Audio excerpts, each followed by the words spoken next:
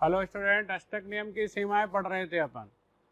तो पहला मैंने बताया था इलेक्ट्रॉन न्यून यौगिक, यानी ऐसे यौगिक जिनके केंद्रीय परमाणु में 8 से कम इलेक्ट्रॉन होते हैं वो कहलाते हैं इलेक्ट्रॉन न्यून यौगिक।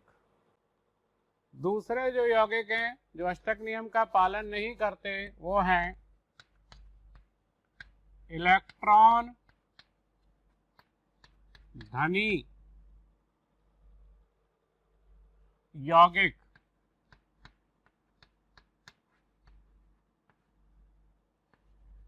या अष्टक का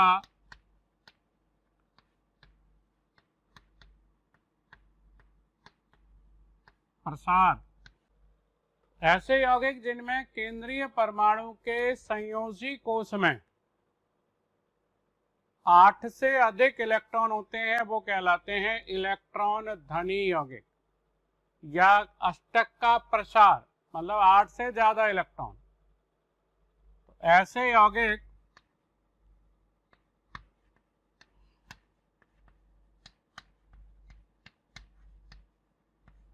जिनमें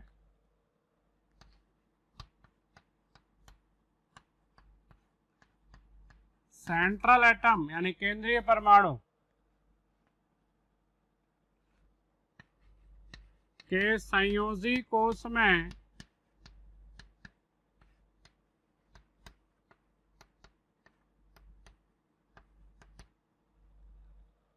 सेंट्रल एटम यानी केंद्रीय परमाणु के संयोजी कोश में 8 से अधिक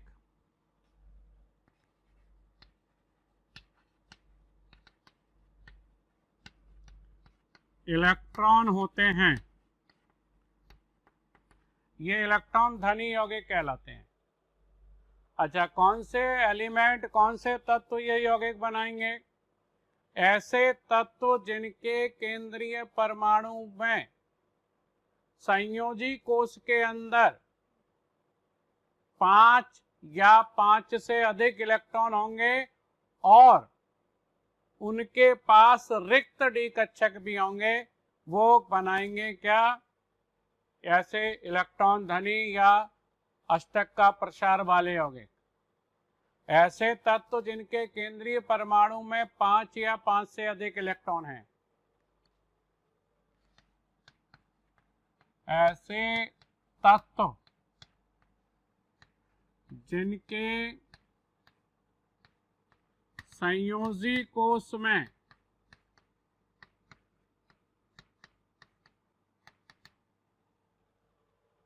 5 या 5 से अधिक इलेक्ट्रॉन एवं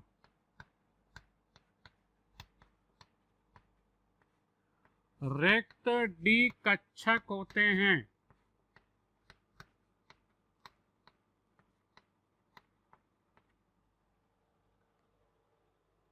वे अपने अष्टक का प्रसार कर सकते हैं।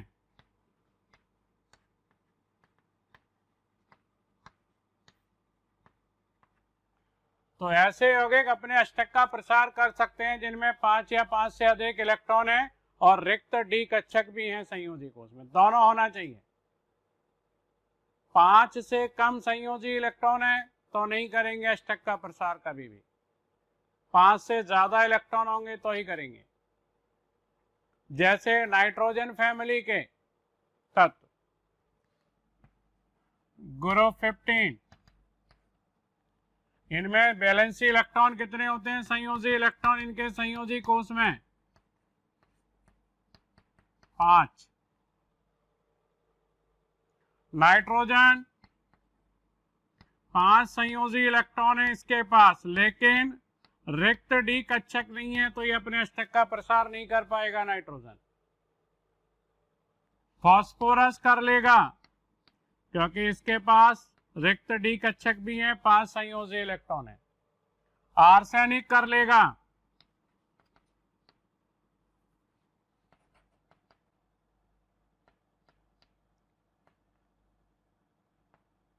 पांच संयोजी इलेक्ट्रॉन है, रिक्त डी कक्षक भी हैं।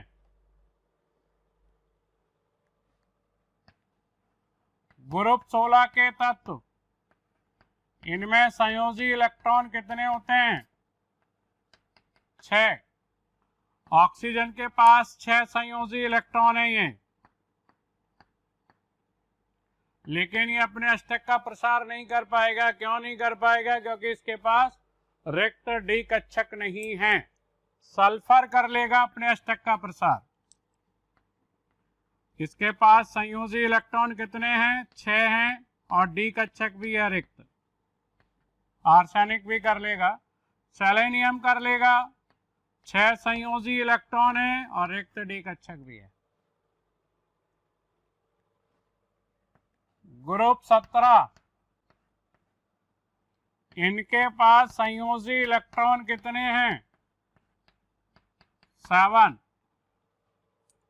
फ्लोरीन 7 संयोजी इलेक्ट्रॉन है, लेकिन रिक्त डी कक्षक नहीं है, अपने अष्टक का प्रसार नहीं कर पाएगा। क्लोरीन के पास 7 संयोजी इलेक्ट्रॉन है, रिक्त डी कक्षक भी है, अपने अष्टक का प्रसार कर सकता है। ब्रोमीन कर सकता है, आयोडीन कर सकता है, जरूरी नहीं है करेंगे। तो ये ऐसे तत्व हैं जो अपने अष्टक का प्रसार कर सकते हैं। और ग्रुप 18 के तत्व, इनमें संयोजी इलेक्ट्रॉन कितने होते हैं? ग्रुप 18 में 8। जीनोन अपने अष्टक का प्रसार कर लेता है। जीनोन, क्रिप्टॉन, 8 संयोजी इलेक्ट्रॉन है, अष्टक तो पहले से ही पूरा है। अगर कोई यौगिक बनाते हैं तो अष्टक का प्रसार करके ही बनाएंगे। कौन? अक्रिय गैस या निष्क्रिय गैस। तो इसके उदाहरण देखें कुछ अपन। PCl5 फास्फोरस, 5 इलेक्ट्रॉन है, पांचों का साझा करके 5 बंध बनाएगा क्लोरीन के साथ। अब कितने इलेक्ट्रॉन हो गए संयोजी के कोष में? 2, 4, 6, 8, 10। तो इलेक्ट्रॉन कितने हो गए संयोजी कोष में? फास्फोरस के संयोजी कोष में इलेक्ट्रॉन 10 हो गए। अष्टक का प्रसार हो गया। SF4 4 फ्लोरीन के साथ 4 बंध बना लिया और एक लॉन पेयर बच गया। अनाबंधी इलेक्ट्रॉन युग्म को कहते हैं लॉन पेयर, यानी ऐसा इलेक्ट्रॉन युग्म जो बंध नहीं बनाता, वो लॉन पेयर। तो कितने इलेक्ट्रॉन हो गए इसमें? देखो सल्फर के संयोजी कोष में 2, 4, 6, 8, 10। 10 इलेक्ट्रॉन हो गए। SF6 6 फ्लोरीन के साथ 6 इलेक्ट्रॉनों का साझा कर लेगा। कितने इलेक्ट्रॉन हो गए संयोजी कोष में? 2, 4, 6, 8, 10, 12। अष्टक का प्रसार हो गया। IF7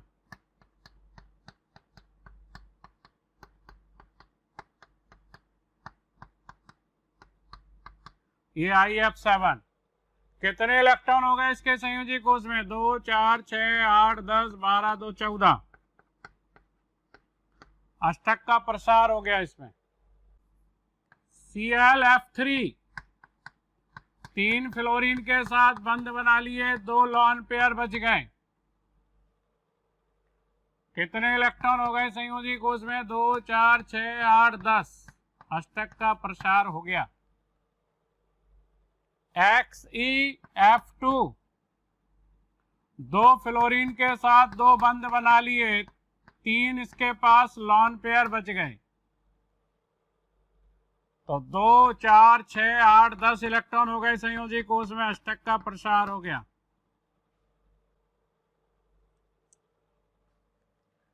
XeF4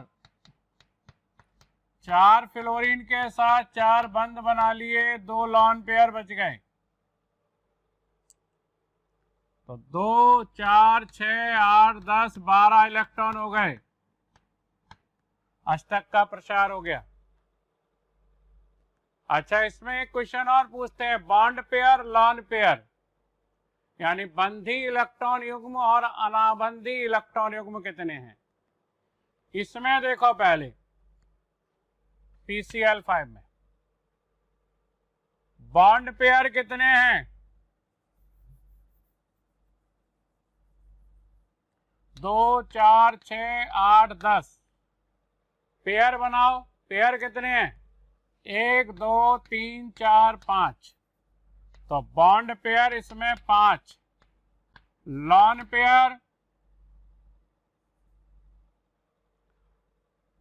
पेयर इस पर तो कोई नहीं है, सेंट्रल एटम पर, केंद्रीय परमाणु पर कोई लॉन पेयर नहीं है। 5 इलेक्ट्रॉन थे, पांचों का साझा कर लिया, कोई इलेक्ट्रॉन अनाबंधी नहीं बचा। तो लॉन पेयर 0 है, किस पर, सेंट्रल एटम पर। और कुल लॉन पेयर देखें, टोटल लॉन पेयर, इस पे तो 0 है, लेकिन इन पर तो होंगे 3-3 लॉन पेयर। क्लोरीन के वैलेंसी सेल में 7 इलेक्ट्रॉन होते हैं, एक का साझा कर लिया, 3 लॉन पेयर बच गए। तो सभी क्लोरीन पर 3-3 लॉन पेयर बचेंगे।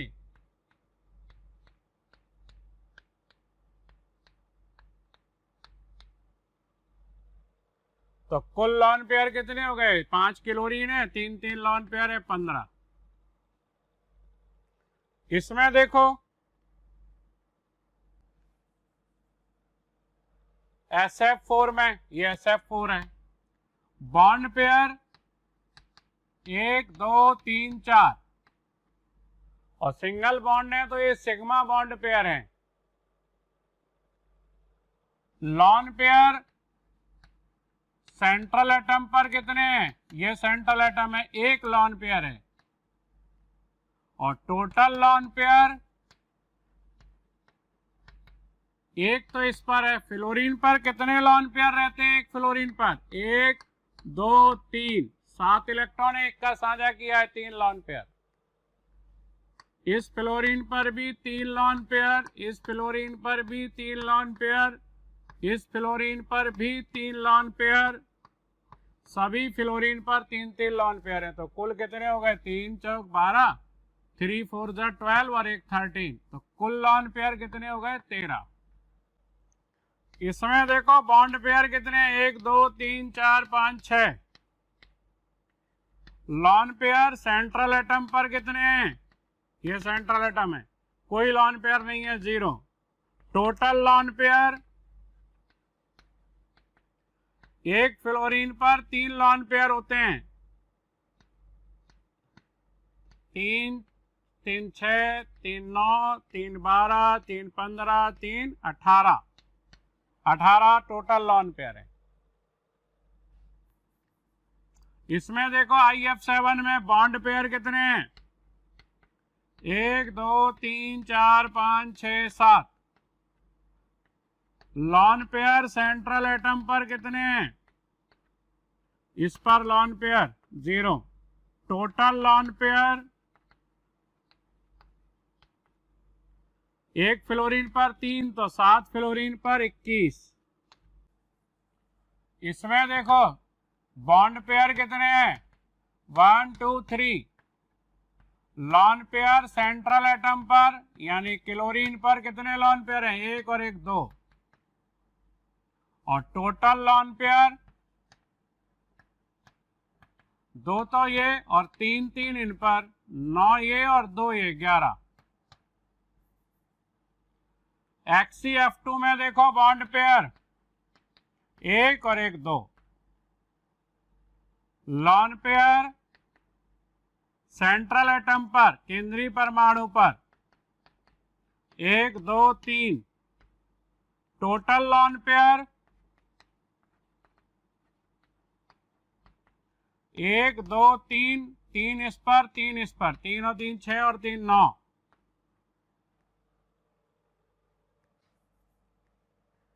यहां देखो bond pair 1 2 3 4। Lone pair central atom पर 1 2 और कुल lone pair, total lone pair कितने हो गए? 3 6 3 9 3 12 13 14।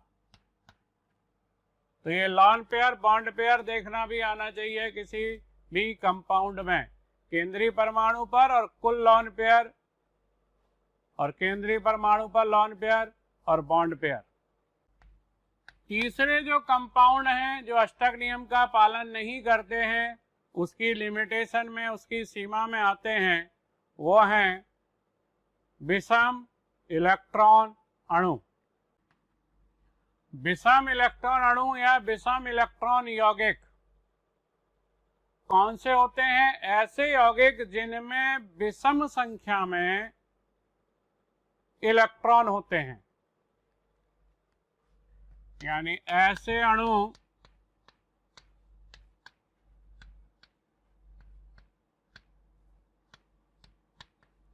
जिनमें विषम संख्या में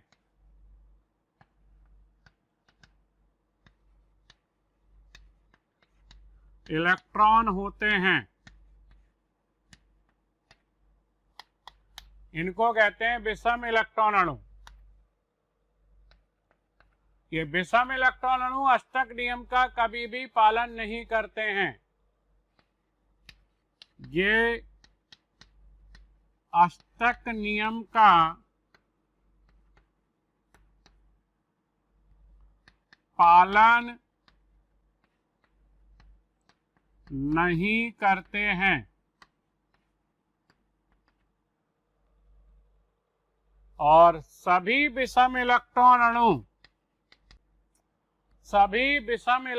अणु अनुचुंबकीय होते हैं, मतलब अगर चुंबक के पास ले जाएं तो चुंबक उनको खींच लेती है, अनुचुंबकी। और अंग्रेजी में कहते हैं पैरामैग्नेटिक होते हैं। तो कैसे होते हैं? सभी अनुचुंबकीय, अंग्रेजी में कहते हैं पैरामैग्नेटिक।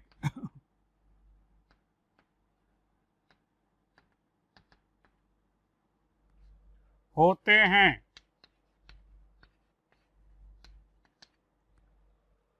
चुंबक के पास ले जाए तो जिन्हें चुंबक खींच ले वो अनुचुंबकी, और जिनको चुंबक ना खींचे वो प्रतिचुंबकी। अंग्रेजी में अनुचुंबकी को पैरामैग्नेटिक और अंग्रेजी में प्रतिचुंबकी को डाईमैग्नेटिक कहते हैं। तो अनुचुंबकी बताएं कौन से अणु होते हैं, कौन से यौगिक होते हैं, कौन से परमाणु होते हैं, कौन से आयन होते हैं जिनमें कम से कम एक अयुग्मित इलेक्ट्रॉन होता है। अब विषम संख्या में है तो आप जोड़े बनाओ, युग्म बनाओ, कपल बनाओ, पेयर बनाओ। तो पेयर बना लोगे, विषम संख्या में है तो एक इलेक्ट्रॉन तो जरूर कैसा बचेगा? अनपेयर्ड, अयुग्मित। तो इसलिए ये अनुचुंबकी होते हैं, क्योंकि इनमें सभी इलेक्ट्रॉनों के पेयर या युग्म नहीं बन सकते, जोड़े नहीं बन सकते, इसलिए ये अनुचुंबकी होते हैं। उदाहरण देखो, NO में इलेक्ट्रॉन देख लो पहले। नाइट्रोजन के पास 7 इलेक्ट्रॉन और ऑक्सीजन के पास 8 इलेक्ट्रॉन, तो टोटल 15 इलेक्ट्रॉन। तो ये हो गया अनुचुंबकी। अच्छा, मैं अब इसकी संरचना बना के आपको बताता हूं, तो आपको पता चल जाएगा कि ये अष्टक नियम का पालन कैसे नहीं कर रहा। ये नाइट्रोजन है और ऑक्सीजन है। इसके पास संयोजी कोष में 5 इलेक्ट्रॉन और इसके संयोजी कोष में 6। इसको अष्टक पूरा करने के लिए 2 की जरूरत, इसको 3 की जरूरत। 3 का साझा तो कर नहीं सकते, क्योंकि इसमें फिर अष्टक से ज्यादा इलेक्ट्रॉन हो जाएंगे और उसके पास संयोजी कोष में 8 से ज्यादा इलेक्ट्रॉन रखने की जगह नहीं है। ये अष्टक का प्रसार नहीं कर सकता ना। नाइट्रोजन, ऑक्सीजन, फ्लोरीन यानी द्वितीय आवर्त के जो तत्व हैं, boron, carbon, nitrogen, oxygen, fluorine, ये कभी भी अपने अष्टक का प्रसार नहीं कर सकते, क्योंकि इनके संयोजी कोश में 4 ही ऑर्बिटल हैं, एक s ऑर्बिटल और एक 3p ऑर्बिटल। तो 4 ऑर्बिटल में ये अधिकतम 8 इलेक्ट्रॉन रख सकते हैं, उससे ज्यादा नहीं रख सकते। तो ये 2-2 इलेक्ट्रॉन का साझा कर लेंगे, डबल बॉन्ड बना लिया इन्होंने ये। अब इस नाइट्रोजन के पास 3 इलेक्ट्रॉन बच गए, 5 होते हैं ना, 2 का साझा कर लिया। ऑक्सीजन के पास अब 2 इलेक्ट्रॉन युग्म बच गए। ऑक्सीजन का तो अष्टक पूरा हो गया, 2, 4, 6, 8। नाइट्रोजन का अष्टक पूरा नहीं है, 2, 4 और 1 5 और 2 7। नाइट्रोजन का अष्टक अभी भी अपूर्ण है, ऑक्सीजन का अष्टक पूर्ण है। दूसरा उदाहरण NO2, ये नाइट्रोजन सेकेंड ऑक्साइड, ऑक्सीकरण संख्या 2 आएगी, या नाइट्रिक ऑक्साइड। ये नाइट्रोजन डाइऑक्साइड या नाइट्रोजन 4 ऑक्साइड, ऑक्सीकरण संख्या 4 आती है इसलिए। इसमें इलेक्ट्रॉन देखो, नाइट्रोजन के पास 7 और 2 ऑक्सीजन के पास 16, टोटल इलेक्ट्रॉन 23 है, यानी विषम संख्या में इलेक्ट्रॉन है। इसकी संरचना बनाएं। नाइट्रोजन तो सेंटर में आ जाएगा, केंद्र में आ जाएगा, केंद्रीय परमाणु है। एक ऑक्सीजन के साथ ये डबल बॉन्ड बना लेगा, 2-2 इलेक्ट्रॉन का साझा करके। एक ऑक्सीजन को क्या करेगा, ये 2 इलेक्ट्रॉन दान में देके और उप सहसंयोजी बंध बनाएगा, एरो से बताएंगे। ये 2 इलेक्ट्रॉन दे रहा है, ये ग्रहण कर रहा है, दोनों का साझा कर रहे हैं, इसको कहते हैं उप सहसंयोजी बंध, कोऑर्डिनेट बॉन्ड। अब नाइट्रोजन पे 5 इलेक्ट्रॉन थे, 2 का इधर साझा कर लिया, 2 इधर दे दिया, अब इसके पास 1 इलेक्ट्रॉन बचेगा। इस ऑक्सीजन के पास 2 लॉन पेयर बचेंगे, क्योंकि इसने 2 का साझा कर लिया। इसने साझा तो किया है, लेकिन साझे के इलेक्ट्रॉन किसने दिए हैं? नाइट्रोजन ने। इसने नहीं दिए साझे के लिए इलेक्ट्रॉन, इस नाइट्रोजन ने दिए हैं, और उसी जो नाइट्रोजन ने 2 इलेक्ट्रॉन दिए उसी का दोनों साझा कर रहे हैं। तो इसने कोई इलेक्ट्रॉन नहीं दिया साझे के लिए, इसलिए इसके पास कितने इलेक्ट्रॉन बचेंगे? 6, यानी 3 लॉन पेयर। तो देखो नाइट्रोजन का अष्टक अभी भी पूरा नहीं है, 2, 4, 6 और 1 7 इलेक्ट्रॉन है। ऑक्सीजन का दोनों का अष्टक पूरा हो गया है। तीसरा उदाहरण CH3, और इस पर एक चाहें तो ये डॉट लगा देते हैं, इसको मुक्त मूलक या फ्री रेडिकल कहते हैं, कोई आवेश नहीं है। इसमें देखो कितने टोटल इलेक्ट्रॉन हैं। कार्बन के पास कितने संयोजी इलेक्ट्रॉन होते हैं? 6 और 3 हाइड्रोजन, कोई चार्ज है नहीं। धनावेश या ऋणावेश आ जाता तो इलेक्ट्रॉन कम ज्यादा कर देते। धनावेश मतलब इलेक्ट्रॉन कम कर दो, ऋणावेश मतलब बढ़ा दो। तो इसके पास 9 इलेक्ट्रॉन हैं। अच्छा, क्या बनेगी संरचना? कार्बन के पास 4 इलेक्ट्रॉन होते हैं, 3 हाइड्रोजन के साथ 1-1 इलेक्ट्रॉन का साझा कर लेगा ये, और 1 इलेक्ट्रॉन बच जाएगा बिना साझे का। तो कार्बन का अष्टक पूरा नहीं है, 2, 4, 6 और 1 7 ही इलेक्ट्रॉन है, अष्टक पूरा नहीं है कार्बन का। चौथा उदाहरण विषम इलेक्ट्रॉन अणु का, वो है ClO2। हेलो स्टूडेंट, इतना प्यार देने के लिए हजारों स्टूडेंट हमारे वीडियो लेक्चर से लाभ उठा रहे हैं। हमारी डिस्क्रिप्शन में जो लिंक दी गई है उसको क्लिक करके आप अपना रजिस्ट्रेशन करा सकते हैं, और जिन स्टूडेंट को स्टडी मटेरियल और डाउट सॉल्विंग भी चाहिए तो वो उसी लिंक को क्लिक करके और प्रीमियम कोर्स के लिए अप्लाई कर सकते हैं। ClO2 क्लोरीन डाइऑक्साइड या क्लोरीन 4 ऑक्साइड। क्लोरीन के पास 17 इलेक्ट्रॉन होते हैं, 2 ऑक्सीजन के पास 16, टोटल इलेक्ट्रॉन 33। ClO2 की संरचना बनाते हैं, जरा विशेष संरचना है, इसमें एक विशेष बात याद रखेंगे। ये क्लोरीन अष्टक का प्रसार कर सकता है। क्यों? क्योंकि इसके पास रिक्त डी कक्षक हैं। एक ऑक्सीजन के साथ तो इसने डबल बॉन्ड बना लिया, यानी 2 इलेक्ट्रॉन का साझा कर लिया, और एक ऑक्सीजन के साथ ये 3 इलेक्ट्रॉन बंद बनाएगा। देखो मैं बताता हूं, ऑक्सीजन के इलेक्ट्रॉन को मैं यहां ब्लू डॉट से बता देता हूं और क्लोरीन के मैं येलो डॉट से। ये 2 इलेक्ट्रॉन का साझा करके डबल बॉन्ड बना लिया, और यहां पर क्या होगा, एक बॉन्ड तो ये बना लेगा 2 इलेक्ट्रॉन का साझा करके, और एक बॉन्ड ये जो बनाता है ये 3 इलेक्ट्रॉन का साझा करके बनता है। साझे के लिए ये 2 इलेक्ट्रॉन और ये 1 इलेक्ट्रॉन देता है। ये 3 इलेक्ट्रॉन बॉन्ड कहलाता है। 3 इलेक्ट्रॉन के साझे से भी बॉन्ड बन सकता है। अब क्लोरीन ने कितने इलेक्ट्रॉन दे दिए? 1 2 3 4 5। अब कितने बच गए? 2।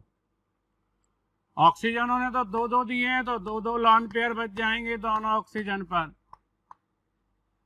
क्लोरीन का देखो अष्टक पूरा नहीं, अष्टक का प्रसार हो गया। 2 2 4 2 6 और 3 9 और 2 11 इलेक्ट्रॉन हो गए इसके पास। अनपेयर्ड इलेक्ट्रॉन यहां पर आएगा, अयुग्मित इलेक्ट्रॉन इनमें आएगा। 2 जोड़े बन जाएंगे, 1 अयुग्मित रहेगा। तो ये ClO2 की संरचना याद रखना। इसमें एक 3 इलेक्ट्रॉन बंध बनता है। 3 इलेक्ट्रॉन बंध बनाने के लिए जो 2 इलेक्ट्रॉन है वो क्लोरीन देता है और 1 इलेक्ट्रॉन ऑक्सीजन देता है। 5th उदाहरण इसका है ClO3, क्लोरीन ट्राईऑक्साइड या क्लोरीन 6 ऑक्साइड। इसमें क्लोरीन के पास 17 इलेक्ट्रॉन, 3 ऑक्सीजन के पास 24, टोटल 41 इलेक्ट्रॉन। यहां पर क्लोरीन 3 ऑक्सीजन के साथ 3 डबल बॉन्ड बनाएगा, यानी 2 इलेक्ट्रॉन का साझा करेगा। तो 6 इलेक्ट्रॉन का साझा कर लिया, 1 इसके पास अयुग्मित इलेक्ट्रॉन बच गया क्लोरीन के पास। ऑक्सीजन के पास 2 अयुग्मित इलेक्ट्रॉन बचेंगे, यानी 2 लॉन पेयर बचेंगे। अयुग्मित नहीं, सॉरी, लॉन पेयर। क्लोरीन के पास 1 अयुग्मित इलेक्ट्रॉन और तीनों ऑक्सीजन के पास 2 लॉन पेयर। तो ये सभी यौगिक इलेक्ट्रॉन क्या हैं? सॉरी, विषम इलेक्ट्रॉन अणु हैं। ये अष्टक का पालन नहीं कर रहे हैं, ये भी नहीं कर रहा। देखो अष्टक का पालन 2 4 6 8 10 12 और 1 13 इलेक्ट्रॉन हो गए। अष्टक का प्रसार हो गया, अष्टक का पालन नहीं कर रहा। तो सभी विषम इलेक्ट्रॉन अणु अष्टक का पालन नहीं करते हैं। रासायनिक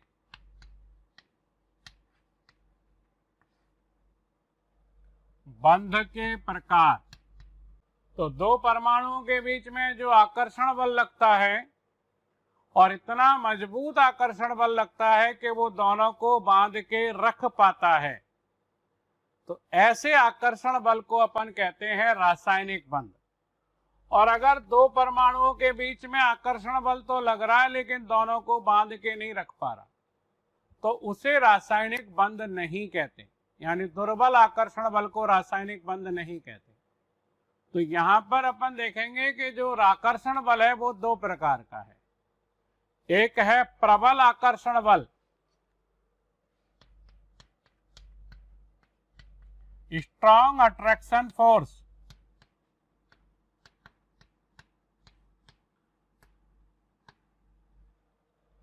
और जो प्रबल आकर्षण बल होता है जिसकी बंध ऊर्जा, उस बंध को बनाने में जो ऊर्जा निकलेगी या तोड़ने में जो ऊर्जा लगेगी वो बंध ऊर्जा, और उसकी वैल्यू होती है 42 किलो जूल प्रति मोल से ज्यादा। यानी जो ये मैं वर्गीकरण यहां पर लिख रहा हूं उसका आधार है बंध ऊर्जा। तो ऐसा आकर्षण बल जिसकी बंध ऊर्जा 42 किलो जूल से ज्यादा है प्रति मोल, इसे ही अपन रासायनिक बंध कहते हैं।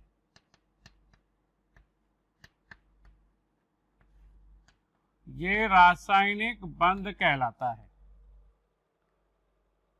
जिसकी बंध ऊर्जा इतनी होगी।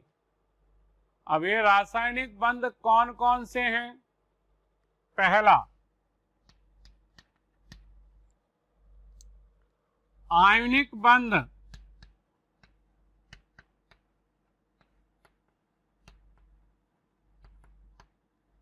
या विद्युत संयोजी बंध।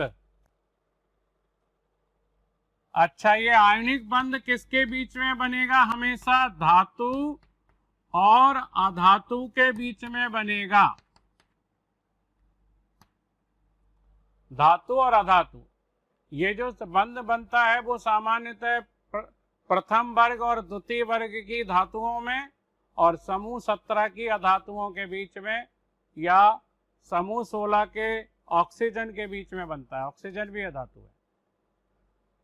धातु और अधातु के बीच में ये बनता है।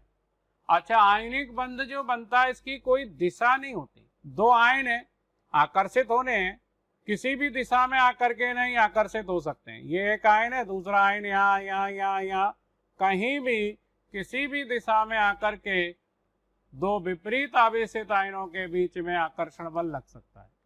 तो ये कैसा होता है? अदिशात्मक। इसकी कोई निश्चित दिशा नहीं होती है। दो आयनों के बीच में, दो विपरीत आवेश के बीच में जब भी कोई आकर्षण बल लगता है उसकी कोई दिशा नहीं होती। इसको स्थिर वैद्युत आकर्षण बल भी कह सकते हो फिजिक्स की भाषा में। दूसरा है आपका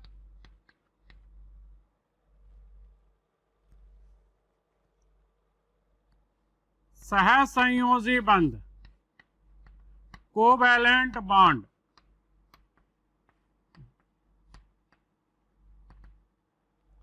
सहसंयोजी बंध, सहसंयोजी बंध सामान्यतः दो अधातुओं के बीच में लगता है। अधातु अधातु के बीच में सामान्यतः, पर ऐसा कोई जरूरी नहीं है। सामान्यतः लिख दिया मैंने। ऐसा कोई जरूरी नहीं है कि अधातु अधातु के, लेकिन अधातु अधातु के बीच में अगर बंध बन रहा है तो वो निश्चित ही सहसंयोजी है। अच्छा, ये कभी कभी धातु और अधातु के बीच में भी बंध बन सकता है सहसंयोजी। धातु अधातु में भी सहसंयोजी बंध बन सकता है। ठीक है। और धातु धातु में भी सहसंयोजी बंध देखे गए हैं। धातु धातु में भी सहसंयोजी बंध बन जाता है। अच्छा, इसकी प्रकृति कैसी होती है? सहसंयोजी बंध अपन पढ़ेंगे, ये अतिव्यापन से बनेगा दो कक्षकों। अब दो कक्षक जो रहते हैं हमेशा एक निश्चित दिशा में ही रहते हैं। जैसे पी कक्षक की दिशा निश्चित है, एस कक्षक की निश्चित है, डी कक्षक की दिशा निश्चित है। तो ये दोनों एक निश्चित दिशा में आके ही बंध बना सकते हैं। इसलिए कैसा होता है ये? दिशात्मक, डायरेक्शनल होता है। कौन? सहसंयोजी बंध। तीसरा बंध जो होता है वो है उपसहसंयोजी बंध। उपसहसंयोजी बंध, साझे के लिए इलेक्ट्रॉन केवल एक परमाणु से आते हैं, उसे कहते हैं उपसहसंयोजी बंध, कोऑर्डिनेट बॉन्ड। अंग्रेजी में एक नाम और देते हैं इसको, डेटिव बॉन्ड। अंग्रेजी में दो नाम है, कोऑर्डिनेट बॉन्ड, डेटिव बॉन्ड। कुछ अर्ध ध्रुवीय बंध भी बोल देते हैं इसको, आधा ध्रुवीय। ये किनके बीच में बनेगा? ये किन्हीं के बीच में बन सकता है, दो अधातुओं के बीच में भी बन सकता है। ये अधातु अधातु के बीच में भी बन जाता है, धातु अधातु के बीच में भी बन जाता है,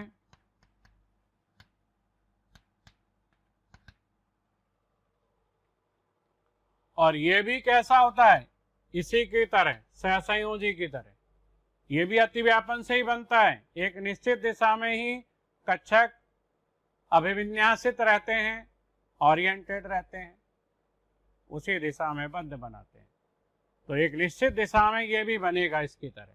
आजकल दोनों को एक ही माना जाता है, कोई ज़्यादा अंतर नहीं है दोनों में। बस ये जो साझे से बनेगा, वो साझे के लिए इलेक्ट्रॉन दोनों परमाणु समान संख्या में देंगे। एक एक इलेक्ट्रॉन देंगे, या तो दोनों दो दो इलेक्ट्रॉन देंगे, या तीन तीन। इसमें साझा असमान होगा। देने वाला, साझे के लिए इलेक्ट्रॉन देने वाला परमाणु एक ही होगा। तो ये भी कैसा होता है, दिशात्मक।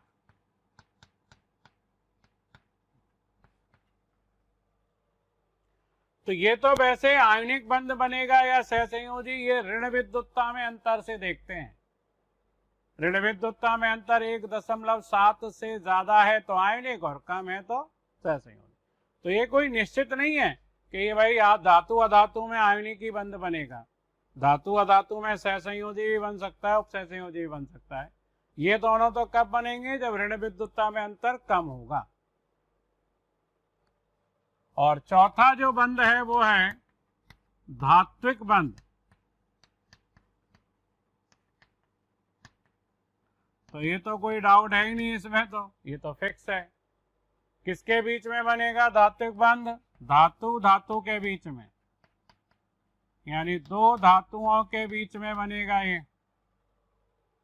और धात्विक बंध भी इसी की तरह आकर्षण बल होता है।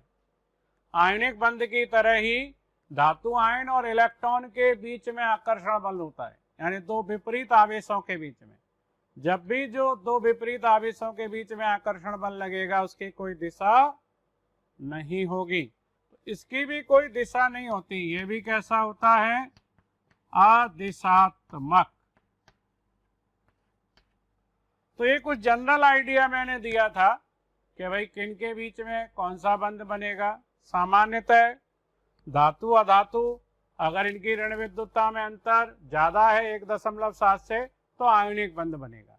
ये धातु कौन सी हो सकती हैं, एस खंड की, और अधातु कौन सी हो सकती हैं, हैलोजन और ऑक्सीजन। तो आयनिक बंध बन जाएगा। अधातु अधातु में हमेशा सहसंयोजी बनेगा। अधातु अधातु में हमेशा सहसंयोजी बंध ही बनेगा। सामान्यतः भी हटा दो, हमेशा बनेगा। यहां लगा सकते हो सामान्यतः। तो ये प्रबल आकर्षण बल, जिनको रासायनिक बंध कहते हैं, ये 4 प्रकार के हैं। आयनिक, सहसंयोजी, उपसहसंयोजी और धात्विक। दूसरे जो प्रकार के आकर्षण बल हैं, ये हैं दुर्बल आकर्षण बल।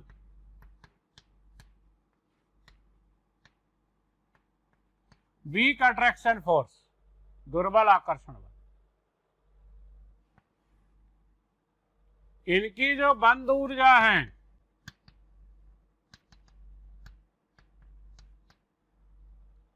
वो 2 किलो जूल से और 42 किलो जूल प्रति मोल के बीच में होती है। 2 किलो जूल से 42 किलो जूल के बीच में जिन बंध की बंध ऊर्जा होती है वो दुर्बल आकर्षण बल।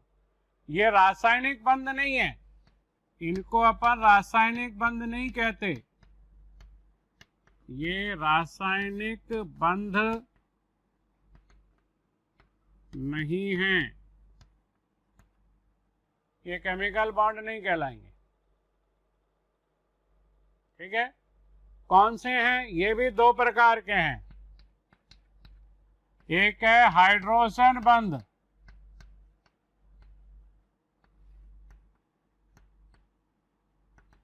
Hydrogen bond. इसकी बंध ऊर्जा होती है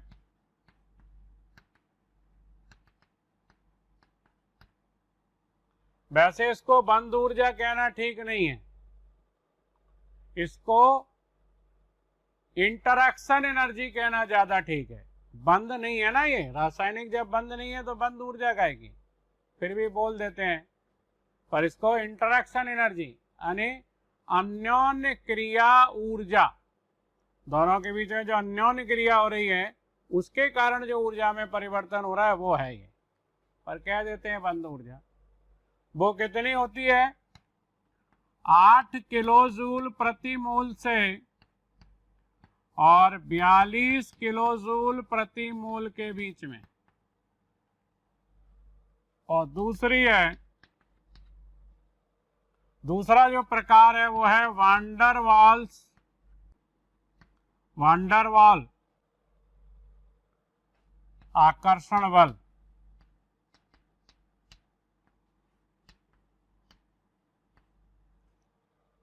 ये सबसे दुर्बल आकर्षण बल है, इससे भी दुर्बल है हाइड्रोजन बंध से भी। क्यों? इसकी जो अन्योन्य क्रिया ऊर्जा या इसको बंध ऊर्जा यहां भी बोल दो, वो सबसे कम है। वो कितनी है? 2 किलो जूल से और 8 किलो जूल प्रति मोल के बीच में।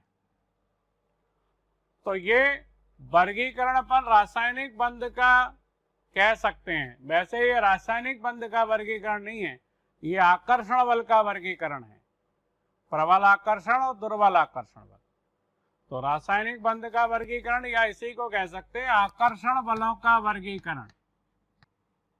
आकर्षण बलों का वर्गीकरण भी इसको कह सकते हो, दुर्बल आकर्षण और पहले वाले प्रबल आकर्षण। वो रासायनिक बंध थे, ये रासायनिक बंध नहीं है, क्योंकि बंध इतना मजबूत नहीं होगा ये कि 2 परमाणुओं को बांध के जोड़ के रख पाए।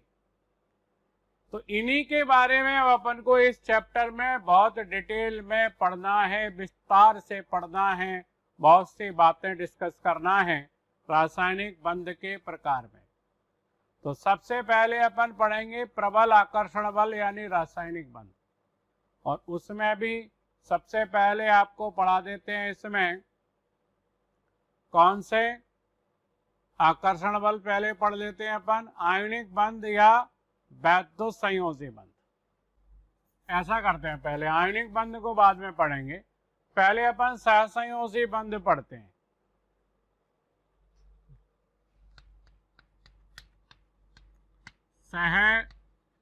सहसंयोजी बंध।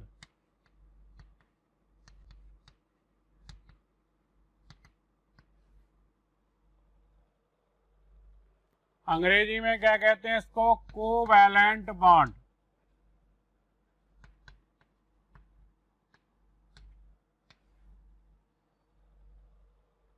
सहसंयोजी बंध कैसे बनता है? सहसंयोजी बंध कब मजबूत बनेगा, कब कमजोर बनेगा? सहसंयोजी यौगिकों के कुछ गुण कैसे होंगे?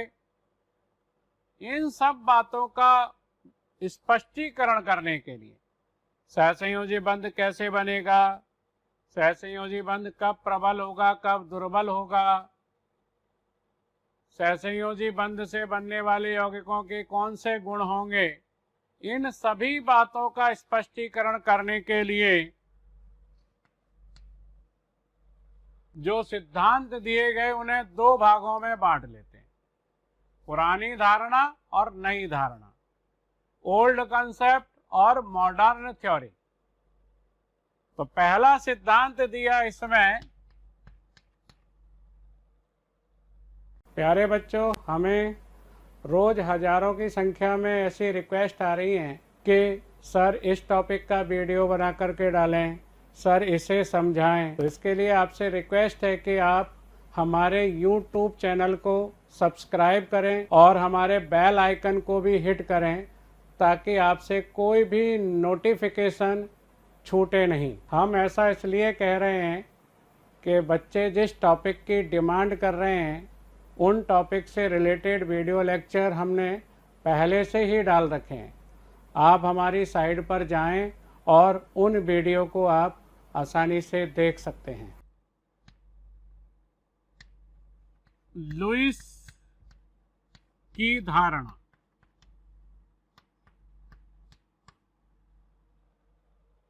या पुरानी धारणा।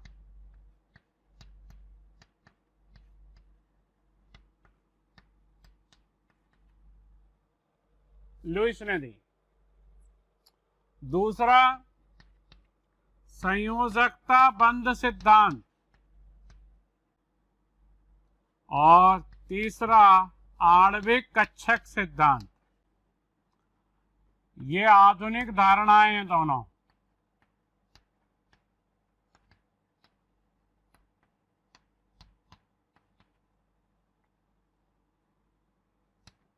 कौन सी? ये संयोजकता बंध और आणविक कक्षक सिद्धांत। बैलेंसी बॉन्ड थ्योरी, शॉर्ट में बीबीटी बोल देते हैं। मॉलिक्यूलर ऑर्बिटल थ्योरी, शॉर्ट में एमओटी। इसको शॉर्ट में क्या लिख देते हैं? Valency bond theory. और इसको शॉर्ट में क्या लिख देते हैं? Molecular orbital theory, MOT. तो इन तीनों सिद्धांतों के द्वारा ही अपन सहसंयोजी बंध का बनना, सहसंयोजी बंध की सामर्थ्य और सहसंयोजी यौगिकों के गुणों के बारे में पढ़ेंगे। तो सबसे पहले पढ़ेंगे लुईस की धारणा। तो लुईस ने बताया कि दो परमाणुओं के बीच सहसंयोजी बंध का निर्माण उनके अयुग्मित इलेक्ट्रॉनों के साझे द्वारा होता है। यानी इन्होंने क्या कहा? दो परमाणुओं के मध्य सहसंयोजी बंध का निर्माण उनके अयुग्मित इलेक्ट्रॉनों के साझे द्वारा होता है। अयुग्मित इलेक्ट्रॉन साझा करके और सहसंयोजी बंध का निर्माण करते हैं। इन्होंने कहा साझा क्यों करते हैं भाई? ऐसी क्या मजबूरी है, क्या जरूरत है? ये अपने अष्टक को पूरा करने के लिए इलेक्ट्रॉनों का साझा करते हैं या इलेक्ट्रॉनों का आदान प्रदान करते हैं। इन्होंने ये बात कही। कौशल और लुईस ने जो अष्टक नियम दिया था ना, उसमें ये बात कही थी। कौशल और लुईस भी था उसमें शामिल। अब इन्होंने क्या कहा? एक एक इलेक्ट्रॉन के साझे से क्या बनेगा? सिंगल बॉन्ड बनता है।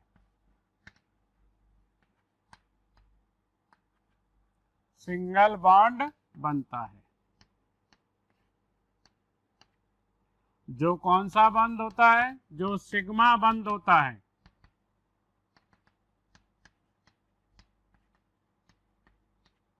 सिग्मा बंध होगा, सिंगल बॉन्ड।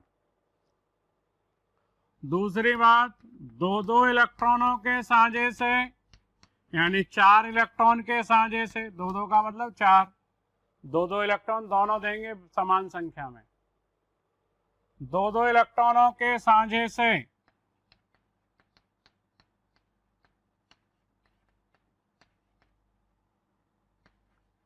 डबल बॉन्ड बनता है।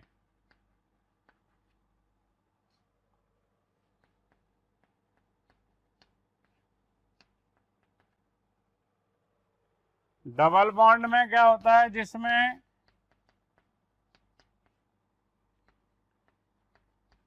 एक सिग्मा और दूसरा पाई बंद होता है।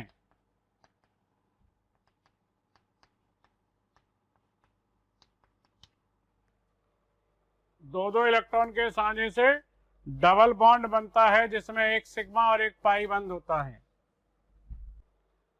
चौथी बात इन्होंने बताई, 3-3 इलेक्ट्रॉन के साझे से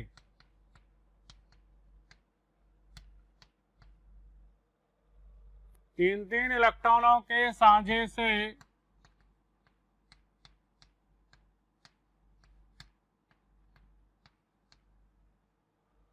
ट्रिपल बॉन्ड यानी त्रिबंध बनता है, जिसमें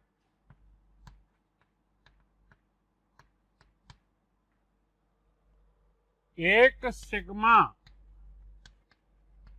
और 2 पाई बंद होते हैं।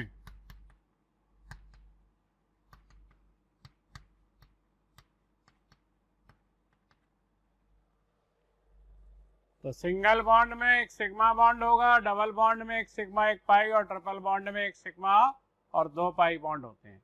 ये आपको संख्या निकालने के लिए आ सकती है। तो इसमें पहले आपको संरचना बनाना आना चाहिए। आप किसी यौगिक की संरचना बना पाएंगे तभी बता पाएंगे उसमें कितने सिग्मा और कितने पाई बंद होंगे। चलो पहला उदाहरण, बेंजीन। बेंजीन में सिग्मा और पाई बॉन्ड देखना है। बेंजीन का अणु सूत्र तो क्या होता है, C6H6, ये तो अणु सूत्र है। संरचना क्या बनती है, एक अपन हेक्सागोनल रिंग बना देते हैं, ये हेक्सागोनल रिंग। इसमें 3 डबल बॉन्ड बना देते हैं एकांतर क्रम में, अल्टरनेटिंग ऑर्डर में। ये कार्बन होते हैं यहाँ पर सभी जगह, सभी कॉर्नर पर अपन एक एक कार्बन को मानते हैं। एक कार्बन 4 बॉन्ड बनाता है, तो 1 बॉन्ड, 2 बॉन्ड, 3 बॉन्ड और चौथा बॉन्ड हाइड्रोजन से बनाएगा। एक एक हाइड्रोजन जुड़ेगा सभी कॉर्नर वाले कार्बन पर। ये इसकी संरचना है, यहाँ कार्बन है एक कॉर्नर पर। अब कितने सिग्मा बॉन्ड है देखो, 1 2 3 4 5 6 7 8 9 10 11 12। तो सिग्मा बंधों की संख्या कितनी हो गई इसमें, 12। और पाई बंधों की संख्या वो हो गई 3, 1 2 3। डबल बॉन्ड में एक पाई बॉन्ड है, एक सिग्मा बॉन्ड है। दूसरा उदाहरण, टेट्रा साइनो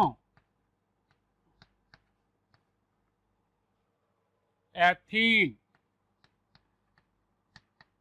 ऐसे ही नाम देगा आपको, ये ऑर्गेनिक कंपाउंड है, इनके नाम देगा और सिग्मा और पाई बंद पूछेगा, तो आपको संरचना बनाना आना चाहिए इनकी।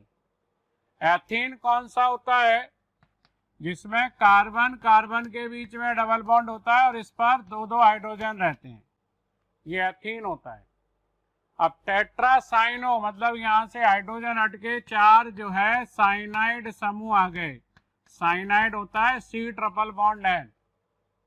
तो ये टेट्रासाइनो एथीन की संरचना कुछ इस तरह की बनेगी। अब इसमें सिग्मा बंधों की संख्या काउंट करो, कितने सिग्मा बंध हैं, 1 2। इस ट्रिपल बॉन्ड में एक सिग्मा 2 पाई होंगे, तो 1 2 3 4 5 6 7 8 9 सिग्मा बंद हो गए। और पाई बंधों की संख्या 2 और 2 4, 5 और 2 7 और 2 9। तो 9 सिग्मा और 9 पाई बंद है टेट्रासाइनो एथीन में। तो आपको संरचना बना के देखना है सिग्मा और पाई बंद कितने होंगे। तीसरा उदाहरण,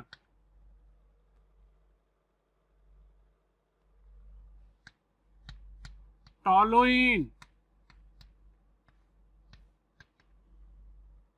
टोलुइन में कितने सिग्मा पाई बंद होते हैं, देखो टोलुइन की संरचना बेंजीन की तरह होती है, बस बेंजीन की रिंग में यहां से एक हाइड्रोजन हटा के एक CH3 समूह आ जाता है। बाकी जगह पे तो हाइड्रोजन अपनी तरह ही रहेंगे, पहले की तरह बेंजीन की तरह ही रहेंगे। अब सिग्मा बंद कितने होंगे देखो,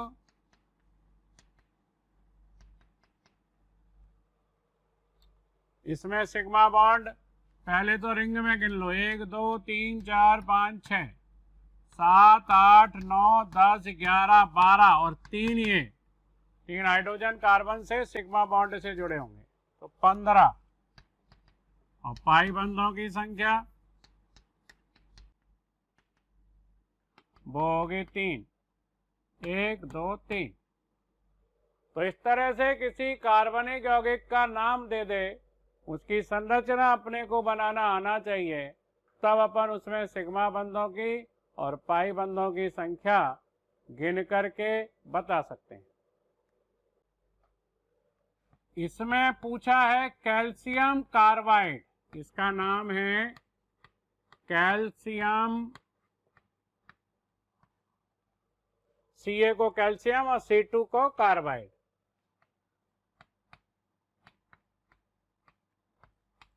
इसमें सिग्मा और पाई बंद बताना है। पहले तो ये आयनिक यौगिक है, कैल्शियम कार्बाइड आयन के साथ आयनिक यौगिक बनाएगा, तो कैल्शियम आयन और इसमें ये कार्बाइड आयन है, ये कैल्शियम आयन है और ये कार्बाइड आयन, कैल्शियम और कार्बाइड आयन, इसकी बनाएंगे अपन संरचना। कार्बन वैसे कितने बंध बनाता है अपना अष्टक पूरा करने के लिए? एक कार्बन 4 बंध बनाता है। अब यहाँ 2 ऋणावेश है तो दोनों ऋणावेश किस पे आएंगे? एक एक आवेश आ जाएगा दोनों कार्बन पर। अब इसके पास 5 इलेक्ट्रॉन हो गए, इसके पास भी 5 इलेक्ट्रॉन हो गए, नाइट्रोजन की तरह हो गए। अभी दोनों नाइट्रोजन की तरह 5-5 इलेक्ट्रॉन हो गए, ऋणावेश का मतलब 1 इलेक्ट्रॉन और आ गया। अब इन दोनों को अष्टक पूरा करने के लिए 3-3 इलेक्ट्रॉन की जरूरत है, तो ये दोनों ट्रिपल बॉन्ड बना लेंगे, तो ये कार्बाइड आयन बनेगा। और इस कार्बाइड आयन और इस कैल्शियम आयन के बीच में तो आयनिक बंध लगेगा, आयनिक आकर्षण बल लगेगा। अब इसमें देखो कितने सिग्मा बंध हैं कार्बाइड आयन में, 1 सिग्मा बॉन्ड है और पाई बंध 2 पाई बॉन्ड है इसमें। तो इस कार्बाइड आयन में या कैल्शियम कार्बाइड में सिग्मा बंध और पाई बंधों की संख्या कितनी है? 1 सिग्मा और 2 पाई बंध। अब कुछ यौगिकों की अपन संरचना बनाना सीखेंगे, कुछ यौगिकों की संरचना बनाना, ठीक है ना। उसमें बॉन्ड पेयर निकालना, लॉन पेयर निकालना। लुईस के अनुसार अगर किसी यौगिक की संरचना बनाते हैं तो लुईस तो ये कहता है कि अष्टक पूरा होना चाहिए परमाणु का, लेकिन ऐसा कोई जरूरी नहीं है। कुछ यौगिक अपने अष्टक का प्रसार भी कर सकते हैं, कुछ तत्व अपने अष्टक का प्रसार भी कर सकते हैं। यौगिकों की संरचना, ठीक है ना। तो संरचना बनाने के लिए पहले कुछ नियम अपन देख लेते हैं। पहले केंद्रीय परमाणु को पहचानना, जो कम संख्या में होगा, जो ज्यादा ऋण विद्युतीय होगा, नहीं सॉरी, जो कम संख्या में होगा, जो कम ऋण विद्युतीय होगा और जो ज्यादा बंध बना सकता होगा, वो केंद्रीय परमाणु होगा।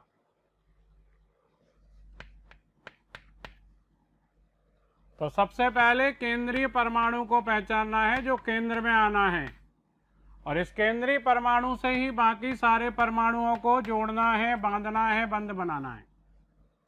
सेंट्रल एटम कहते हैं इसको, अपन शॉर्ट में Ca लिख देते हैं। कौन सा होगा केंद्रीय परमाणु? जो कम संख्या में हो,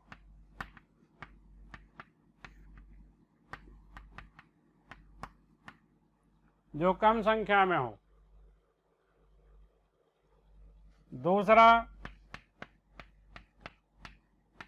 जो कम ऋण विद्युतीय हो।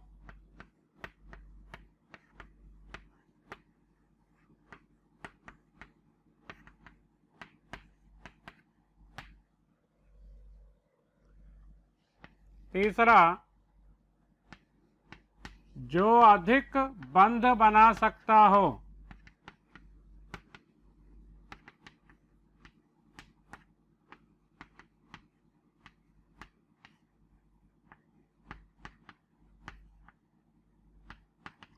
क्योंकि ज्यादा बंध बनाएगा तभी तो केंद्र पे आएगा।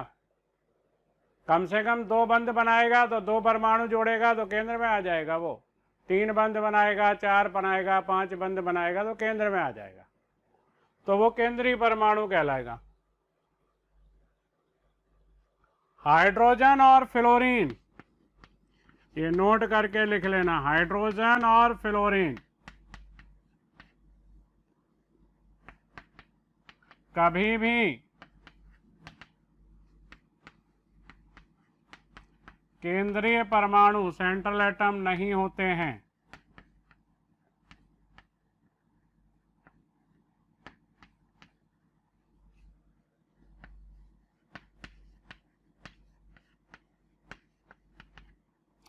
हाइड्रोजन और फ्लोरीन कभी भी सेंट्रल एटम नहीं हो सकते हैं।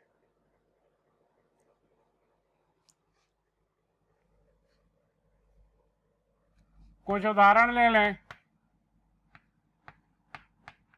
अमोनिया, कौन केंद्रीय परमाणु होगा? नाइट्रोजन, ये है सेंट्रल एटम। हाइड्रोजन नहीं होगा केंद्रीय परमाणु कभी भी। PCl5, कौन होगा central atom? Phosphorus.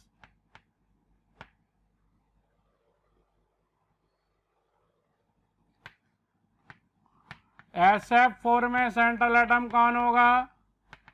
Sulphur.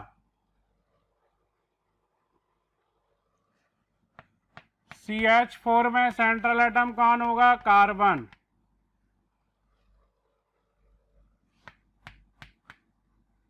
H3PO4 में सेंट्रल एटम कौन होगा? फास्फोरस। हाइड्रोजन तो हो नहीं सकता सेंट्रल एटम। ऑक्सीजन ज्यादा ऋण विद्युतीय है, ये कम ऋण विद्युतीय है, ये ज्यादा बंध बना सकता है, ये कम संख्या में भी है।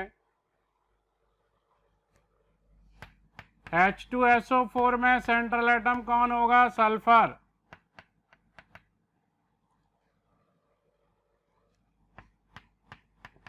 H3BO3 में सेंट्रल एटम कौन होगा? बोरॉन। तो ये सेंट्रल एटम अपन पहचान लेंगे, जो कम संख्या में हो, कम ऋण विद्युतीय हो और ज्यादा बंध बना सकता हो, वो सेंट्रल एटम। हाइड्रोजन फ्लोरीन कभी भी सेंट्रल एटम नहीं होंगे। ClF3 में कौन होगा सेंट्रल एटम? क्लोरीन। कम संख्या में ये है, कम ऋण विद्युतीय है, ज्यादा बंध बना सकता है ClF3 में। अच्छा, OF2 में सेंट्रल एटम कौन होगा? ऑक्सीजन। क्योंकि फ्लोरीन से कम ऋण विद्युतीय ऑक्सीजन, और ऑक्सीजन ज्यादा बंध बनाता है, फ्लोरीन से 2 बंध बना लेता है। फ्लोरीन तो कभी सेंटर में आएगा ही नहीं, क्योंकि एक बंध बनाने वाला सेंटर में नहीं आ सकता। दूसरा, सेंट्रल एटम से जुड़े हुए परमाणुओं को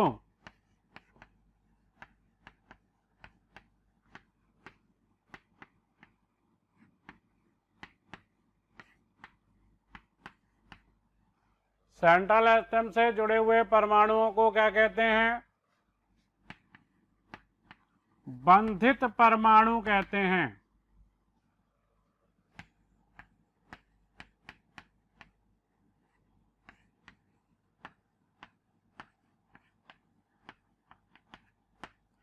ये बंधित परमाणु कहलाएंगे सेंट्रल एटम से जुड़े हुए परमाणु।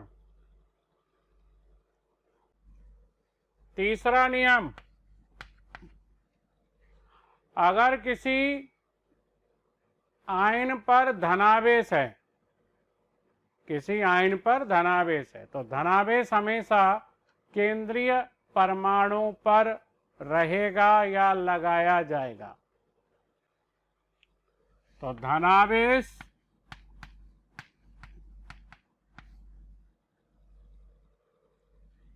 सेंट्रल एटम पर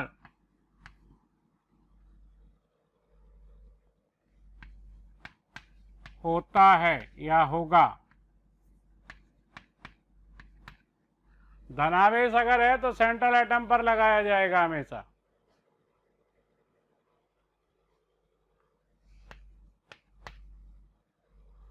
कोई ऐसा आयन है जिसमें ऋणावेश है और ऑक्सीजन भी है, ऋणावेश और ऑक्सीजन परमाणु भी है, तो ऋणावेश ऑक्सीजन परमाणुओं पर रहेगा। तो यदि किसी ऋणायन में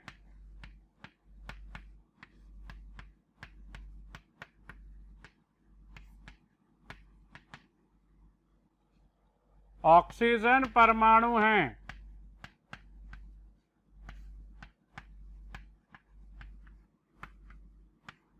तब ऋणावेश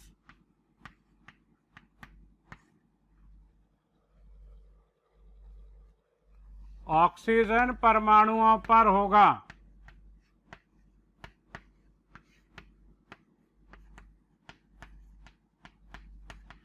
तो अगर कोई ऋणायन है और उसमें ऑक्सीजन परमाणु भी हैं तो ऋणावेश ऑक्सीजन परमाणु पर होगा।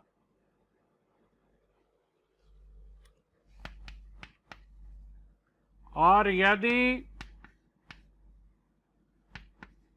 ऋणायन में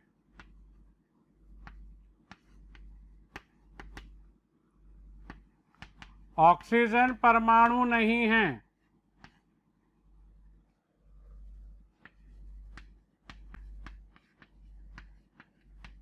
तब ऋणावेश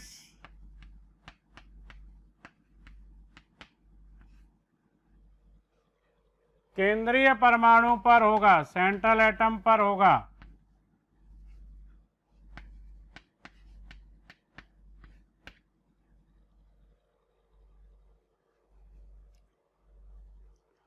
ये देखो मैंने जैसे उदाहरण लिखे, ये वाला उदाहरण लिखा है मैंने एक H3PO4, एक उदाहरण ये लिखा है H2SO4 और एक उदाहरण ये लिखा है मैंने H3PO4। इनको बोलते हैं ऑक्सी अम्ल, यानी किसी अधातु ऑक्सीजन और हाइड्रोजन से बने हुए यौगिक। किसी अधातु ऑक्सीजन और हाइड्रोजन से बने हुए यौगिकों को क्या कहते हैं? ऑक्सी अम्ल। ये जैसे अधातु, ये ऑक्सीजन हाइड्रोजन, अधातु ऑक्सीजन हाइड्रोजन, ये अधातु ऑक्सीजन हाइड्रोजन से बने हुए यौगिक क्या कहलाते हैं? ऑक्सी अम्ल। तो सामान्यतः तो किसी ऑक्सी अम्ल में जो हाइड्रोजन परमाणु होते हैं वो ऑक्सीजन से बंधे होते हैं और ऑक्सीजन केंद्रीय परमाणु से जुड़ा होता है। जितने भी हाइड्रोजन है वो केंद्रीय परमाणु से डायरेक्ट नहीं जुड़ेंगे किसी ऑक्सी अम्ल में। लेकिन फास्फोरस के ऑक्सी अम्लों में हो सकता है कुछ हाइड्रोजन फास्फोरस से डायरेक्ट जुड़े हों। तो उसके लिए नियम है, फास्फोरस का अगर कोई ऑक्सी अम्ल है तो पहले जितने फास्फोरस हैं उतने P डबल बॉन्ड O बना दो और बाकी ऑक्सीजन को फास्फोरस से जोड़ दो। जो ऑक्सीजन फास्फोरस से जुड़ेगा वो सिंगल बॉन्ड से जोड़ो, एक ऑक्सीजन को डबल बॉन्ड से, बाकी को सिंगल बॉन्ड से, और जो सिंगल बॉन्ड से ऑक्सीजन होंगे उन पर एक एक हाइड्रोजन जोड़ दो। मैं नियम बता रहा हूं, पहले ऑक्सी अम्ल किसे कहते हैं ये समझ लो। ऑक्सी अम्ल, ऑक्सी एसिड,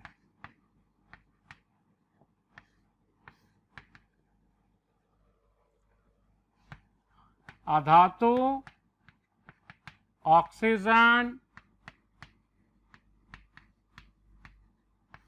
और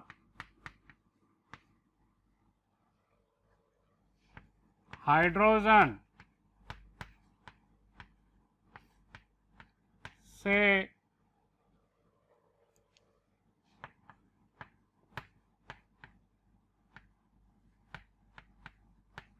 बने हुए यौगिक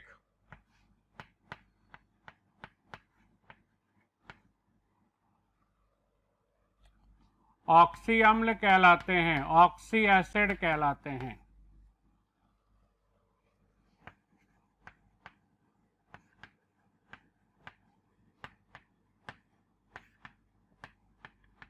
अगर आपको हमारे वीडियो पसंद आए तो उन्हें लाइक और शेयर ज़रूर करें ताकि वे ज़्यादा से ज़्यादा ज़रूरतमंद बच्चों तक या स्टूडेंट तक पहुंच सकें। आपके स्नेह और प्यार को देखकर हमारी मोशन की पूरी टीम बहुत ही मोटिवेटेड है और हम प्रयास कर रहे हैं आपके लिए और अच्छे से अच्छे वीडियो बना सकें। ठीक है। सामान्यतः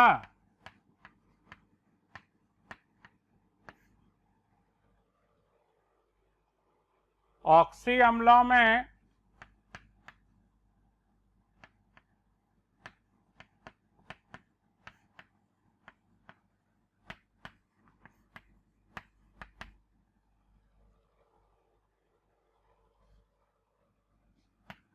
ऑक्सीजन परमाणु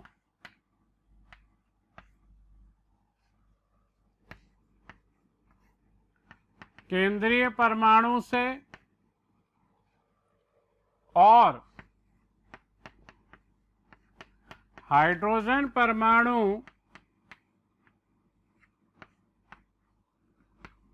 ऑक्सीजन परमाणु से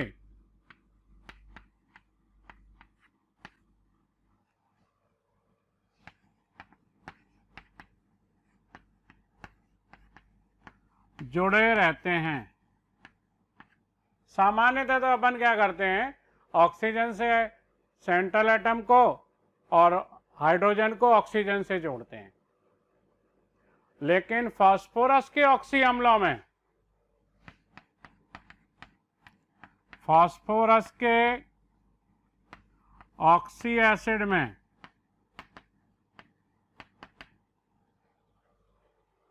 जितने फास्फोरस एटम होते हैं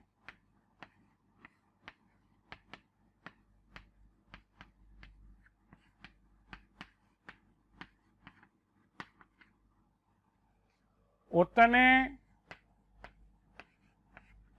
पी डबल बॉन्ड ओ बंद होते हैं।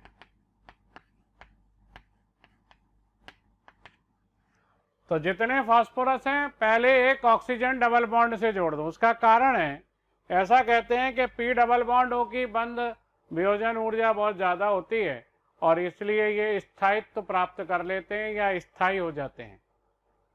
तो बाकी फिर ऑक्सीजन बच जाए, एक को जोड़ना है बस पी डबल बॉन्ड ओ से, केवल एक ऑक्सीजन।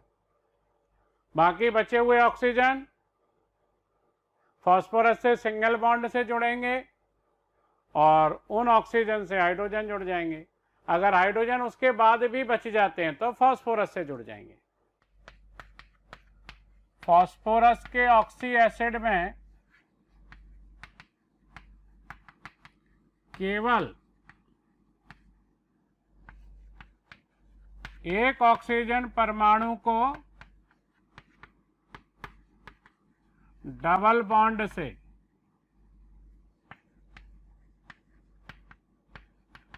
और बचे हुए को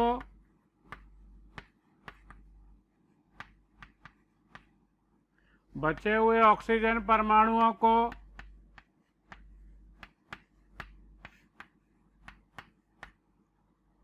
सिंगल बॉन्ड से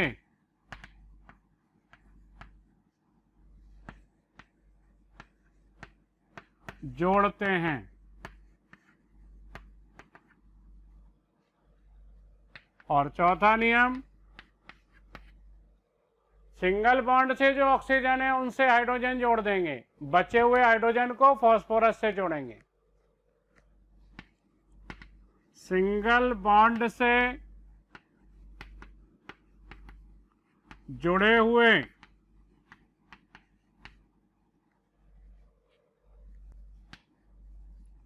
ऑक्सीजन पर एक एक हाइड्रोजन जोड़ते हैं और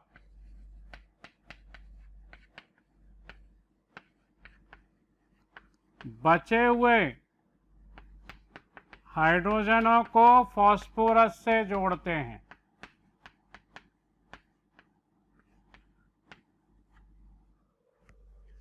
तो ये कुछ नियम हैं जिनके द्वारा अपन किसी भी यौगिक की संरचना बना सकते हैं जिसमें केवल एक केंद्रीय परमाणु हो।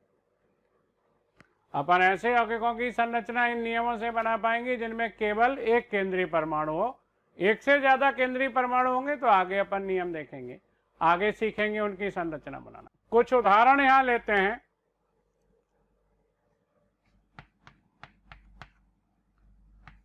CH3- की संरचना बनानी है।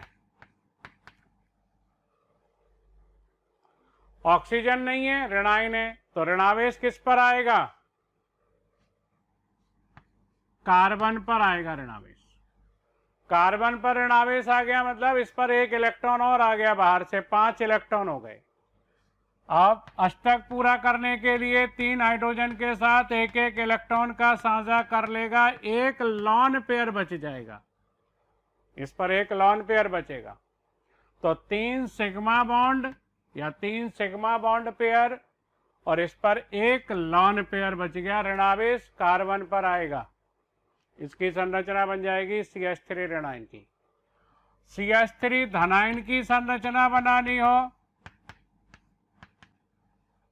इसमें धनावेश कार्बन पर ही आएगा, सेंट्रल एटम पर ही आएगा।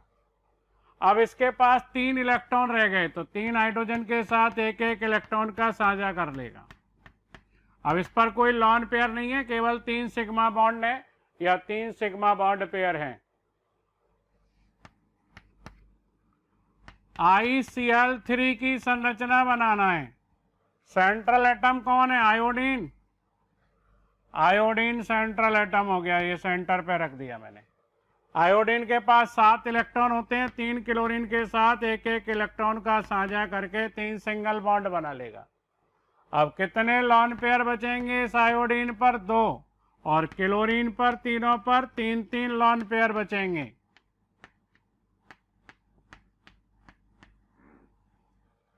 तो ये संरचना बनेगी किसकी? ICl3 की।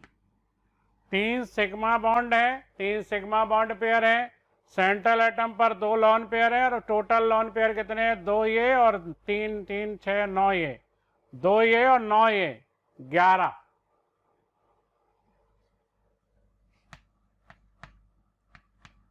ICl4 प्लस की संरचना बनाना है। ऑक्सीजन नहीं है तो सेंट्रल एटम पर पॉजिटिव चार्ज तो सेंट्रल एटम पर ही लगता है, खैर पॉजिटिव चार्ज लग गया। अब आयोडीन पर पॉजिटिव चार्ज का मतलब 1 इलेक्ट्रॉन निकल गया, यानी 6 इलेक्ट्रॉन रह गए। आप 4 क्लोरीन के साथ 4 क्या बना लेगा? Single bond. 1 2 3 4। इस पर एक लॉन पेयर बचेगा, 6 में से 4 के द्वारा बंध बनाया है। और इन पर कितने लॉन पेयर बचेंगे? 3 3। 7 इलेक्ट्रॉन होते हैं, एक का ही साझा किया है, 3 3 लॉन पेयर बच जाएंगे। तो इसमें सिग्मा बॉन्ड या sigma bond pair 1 2 3 4, central atom पर लॉन पेयर 1, और कुल लॉन पेयर कितने? 3 6 9 12।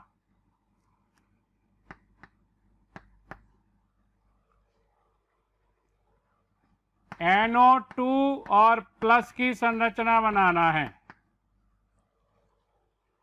अब मैंने कहा सेंट्रल एटम कौन है? नाइट्रोजन।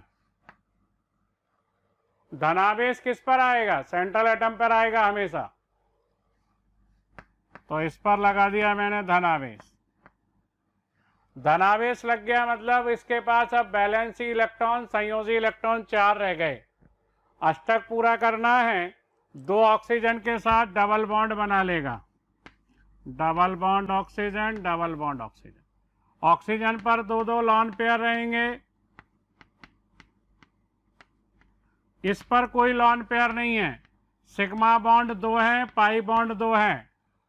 सेंट्रल एटम पर लॉन पेयर 0 है। कुल लॉन पेयर 1 2 3 4 हैं। NO2 माइनस की संरचना बनाना है। नाइट्रोजन, ऋणावेश किस पर आएगा? ऑक्सीजन पर। एक ऑक्सीजन पर ऋणावेश लग गया, इसके पास अब 7 इलेक्ट्रॉन हो गए, तो ये तो अब अष्टक पूरा करने के लिए सिंगल बॉन्ड बनाएगा, और ये वाला ऑक्सीजन डबल बॉन्ड बनाएगा। नाइट्रोजन 3 बॉन्ड बना सकता है। अब नाइट्रोजन के पास क्या बचेगा? एक लॉन पेयर। जिसने डबल बॉन्ड बनाया उस ऑक्सीजन पर 2 लॉन पेयर बचेंगे, और इसके पास 7 इलेक्ट्रॉन हो गए एक ऋणावेश आकर के। तो एक बॉन्ड बना लिया इसने, तो 7 में से एक इलेक्ट्रॉन ने बॉन्ड बना लिया, कितने लॉन पेयर बचेंगे? 3। तो सेंट्रल एटम पर 1 लॉन पेयर, इस पर 2 लॉन पेयर, इस पर 3 लॉन पेयर, और एक 2 सिग्मा बॉन्ड और 1 पाई बॉन्ड। इसको आप डबल बॉन्ड को इधर भी बना सकते हो, इस संरचना को ऐसे भी बना सकते हैं। ये नाइट्रोजन, इधर सिंगल बॉन्ड, इस पर ऋणावेश, इधर डबल बॉन्ड, एक ही बात है। इस पर क्या बच गया? 1 लॉन पेयर, इस पर 2 lone pair,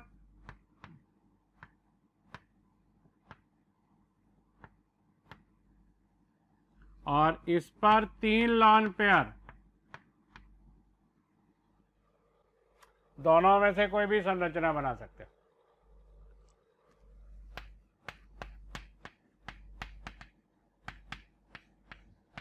NH4 plus positive charge किस पर आएगा? नाइट्रोजन पर, सेंट्रल एटम पर। 4 इलेक्ट्रॉन रह गए, 4 हाइड्रोजन के साथ 4 सिंगल बॉन्ड बना लेगा, ये NH4 प्लस की संरचना बनेगी। इस पर अब कोई लॉन पेयर नहीं है, 4 सिग्मा बॉन्ड है केवल।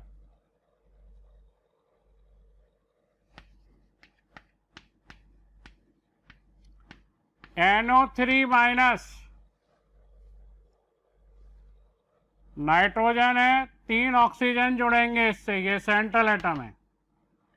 ऋणावेश किस पर आएगा? एक किसी भी ऑक्सीजन पर, इस पर लगा दो, इस पर लगा दो, चाहे किस पर लगा दो, किसी भी एक ऑक्सीजन पर ऋणावेश लगा दोगे। जिस ऑक्सीजन पर ऋणावेश वो सिंगल बॉन्ड बनाएगा, एक ऑक्सीजन के साथ ये डबल बॉन्ड बना लेगा। अब इसके साथ डबल बॉन्ड नहीं बना पाएगा ये, क्यों?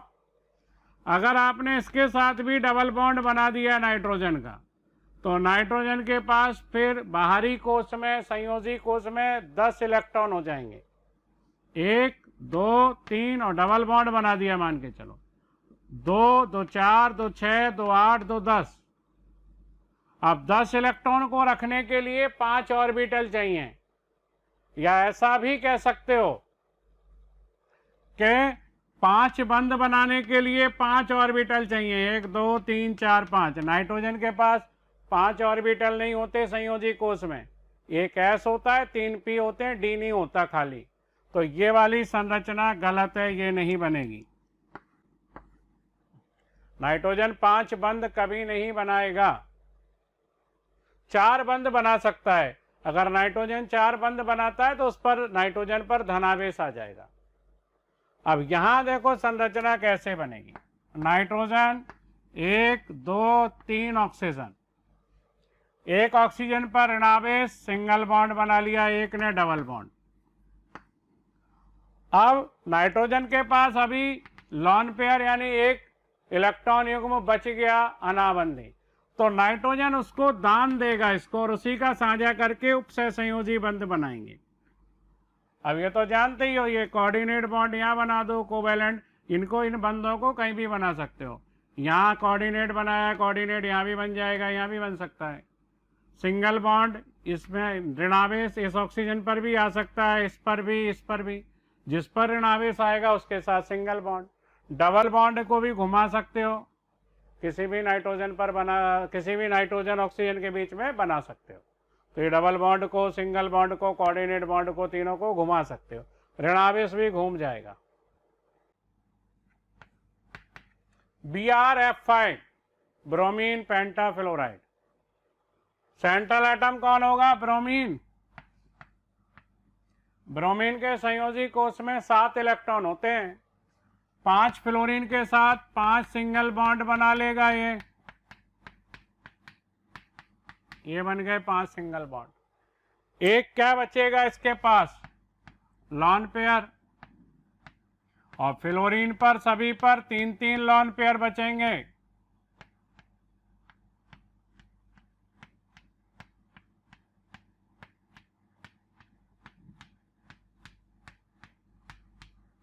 ये 3-3 लॉन पेयर फ्लोरीन पर बच गए। कुल लॉन पेयर 16, केंद्रीय परमाणु पर lone pair 1, sigma bond 1 2 3 4 5, sigma bond pair 5।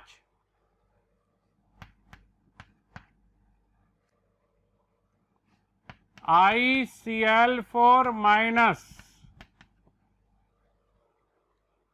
Central atom iodine, और इसी पर ऋणावेश। जब ऑक्सीजन ना हो तो ऋणावेश सेंट्रल एटम पर। अब इसके पास 8 इलेक्ट्रॉन हो गए संयोजी कोश में, 8 इलेक्ट्रॉन। तो 8 इलेक्ट्रॉन हो गए, 4 क्लोरीन के साथ 4 सिंगल बॉन्ड बना लेगा, ये सिंगल बॉन्ड बना दिए। अब लॉन पेयर इसके पास कितने बचेंगे? 2 लॉन पेयर बचेंगे इस आयोडीन पर। तो इस पर 2 लॉन पेयर हैं सेंट्रल एटम पर और 4 सिग्मा बॉन्ड हैं। 11 नंबर पे XeOF4 xenon oxy tetrafluoride. Central atom xenon होगा, 4 फ्लोरीन के साथ 4 सिंगल बॉन्ड बना लेगा। अब ऑक्सीजन के साथ डबल बॉन्ड, क्योंकि ऑक्सीजन तो डबल बॉन्ड बनाएगा अपना स्टेक पूरा करने के लिए। कितने इलेक्ट्रॉनों का साझा कर लिया? 1 2 3 4 5 6। एक क्या बचेगा? लॉन पेयर बच जाएगा इसके पास। सिग्मा बॉन्ड 1 2 3 4 5, 1 2 3 4 5, एक पाई बॉन्ड और एक लॉन पेयर।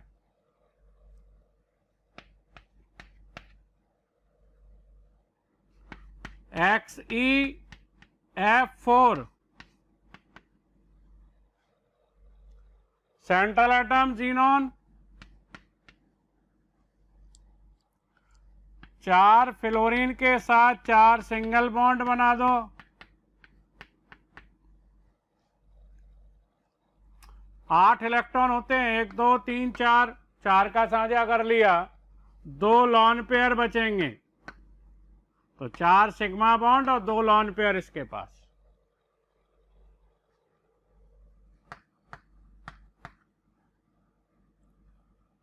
PO4 और 3 माइनस चार्ज। तो ये हो गया आपका फास्फोरस सेंट्रल एटम। 4 ऑक्सीजन इसके साथ बंद बनाएंगे, 4 ऑक्सीजन। ऋणावेश किस पर लगाओगे? मैंने कहा था अगर ऑक्सीजन है तो ऋणावेश ऑक्सीजन पर आएगा और ऑक्सीजन नहीं है तो केंद्रीय परमाणु पर आएगा। एक ऋणावेश इस पर, एक इस पर, एक इस पर, किसी पर भी लगा सकते हो, चारों में से एक एक ऋणावेश। जिस पर ऋणावेश नहीं है वो ऑक्सीजन डबल बॉन्ड बनाएगा। और वैसे ही मैंने कहा फास्फोरस के यौगिक है, अगर ऑक्सीजन भी है उनमें तो जितने फास्फोरस है उतने पी डबल बॉन्ड ओ बन जाएंगे। बाकी इन ऑक्सीजन से जिन पे ऋणावेश है उनसे सिंगल बॉन्ड बन जाएंगे। इस फास्फोरस के 5 इलेक्ट्रॉन थे, पांचों ने बंद बना लिए। अब इसके पास कोई लॉन पेयर नहीं बचा। सिग्मा बॉन्ड 1 2 3 4, एक पाई बॉन्ड, लॉन पेयर 0।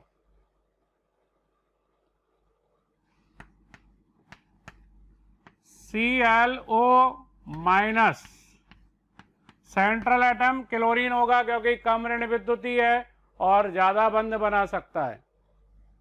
ये सेंट्रल एटम। ऋणावेश किस पर? ऑक्सीजन पर आएगा। ऑक्सीजन पर ऋणावेश है तो ये सिंगल बॉन्ड बना लेगा। इस पर 3 लॉन पेयर बचेंगे और इस पर भी 3 लॉन पेयर होंगे, पर सेंट्रल एटम ये कहलाएगा। SO2 central atom sulphur.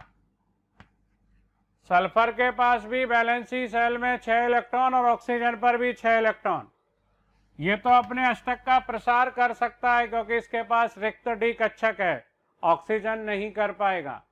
तो 2 ऑक्सीजन के साथ ये 2 डबल बॉन्ड बना लेगा। एक इसके पास लॉन पेयर बचेगा। ऑक्सीजन के पास 2 लॉन पेयर रहेंगे। तो 2 सिग्मा बॉन्ड इसके पास, एक लॉन पेयर। अष्टक का प्रसार हो गया, 2 4 6 8 और 2 10 इलेक्ट्रॉन।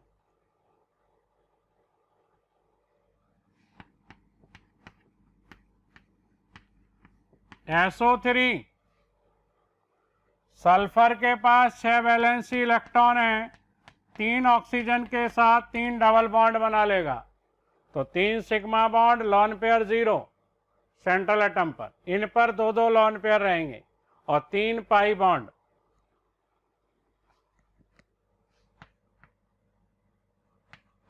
SO4 2 ऋणायन। सेंट्रल एटम सल्फर है, 4 ऑक्सीजन के साथ बंद बना दो। ऋणावेश लगाएंगे ऑक्सीजन पर, कोई भी 2 ऑक्सीजन पर लगा दो आप ऋणावेश। एक इस पर तो एक इस पर लगा दो, एक इस पर तो एक इस पर लगा दो, एक इस पर एक इस पर लगा दो, एक इस पर कहीं कहीं भी लगा दो। मैंने इन दोनों पर ऋणावेश लगा दिया, जैसे चलो इन पे लगा दिया। जो ऋणावेश जिन ऑक्सीजन पर है वो सिंगल बॉन्ड बनाएंगे, और जिन पर ऋणावेश नहीं है वो ऑक्सीजन डबल बॉन्ड बनाएंगे। इस डबल बॉन्ड को और ऋणावेश को घुमा सकते हो आप। डबल बॉन्ड यहाँ भी बन जाएगा, यहाँ बन जाएगा। किन्हीं दो ऑक्सीजन के बीच डबल बॉन्ड लगा दो, और जिन पे डबल बॉन्ड नहीं है उन ऑक्सीजन पे ऋणावेश लगा दो।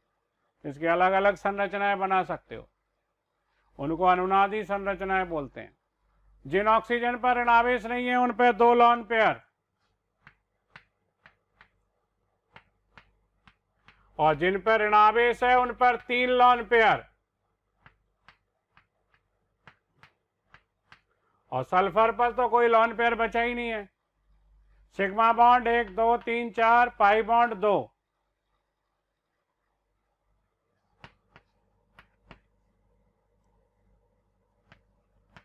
ClO4 माइनस, तो इसमें अष्टक का प्रसार हो गया है ना, 2 4 6 8 10 12 इलेक्ट्रॉन हो गए। सेंट्रल एटम कौन है? क्लोरीन। कितने ऑक्सीजन को बॉन्डेड करना है? 4 को। ऋणावेश किस पर लगा दें? किसी भी एक ऑक्सीजन पर लगा दो, चारों में से जिस पर चाहो। जिस पर ऋणावेश वो सिंगल बॉन्ड बनाएगा, और जिस पर ऋणावेश नहीं है वो डबल बॉन्ड बना लेंगे। ये इसकी संरचना बन जाएगी ClO4 माइनस की। इस पर कोई लॉन पेयर नहीं बचा, 7 इलेक्ट्रॉन थे, सातों से बंद बना लिए। इस पर 3 लॉन पेयर, इन पर 2 2 लॉन पेयर। अगला उदाहरण देखो, I3 माइनस, 3 आयोडीन है, 1 2 3। एक आयोडीन सेंटर में आ जाएगा और 2 आयोडीन बंधित होंगे। ऋणावेश किस पर लगेगा? जो सेंटर में आएगा उस पर, क्योंकि ऑक्सीजन नहीं है तो ऋणावेश सेंट्रल एटम पर लगाना है। अच्छा, इस आयोडीन पर अब 8 इलेक्ट्रॉन हो गए, ऋणावेश का मतलब 1 इलेक्ट्रॉन और आ गया। तो इनके साथ, इन पर 7 इलेक्ट्रॉन है, तो ये तो सिंगल बॉन्ड बन जाएंगे दोनों के साथ। इन पर कितने लॉन पेयर बचेंगे? 3। इस पर भी 3 लॉन पेयर। इस पर 8 इलेक्ट्रॉन थे, 2 से बंद बना लिए, तो इस पर भी कितने लॉन पेयर बच गए? 3 लॉन पेयर। तो ये I3 माइनस है। किससे बनता है ये? I माइनस से और आयोडीन अणु से, इनसे बनता है I3 माइनस। पर ये जो चार्ज आएगा नेगेटिव, वो सेंट्रल एटम पर आ जाएगा। इसमें सेंट्रल एटम पर लॉन पेयर कितने हैं? 3, और total lone pair 9। Central atom पर तो 3 है, 3 इस पर 3 इस पर।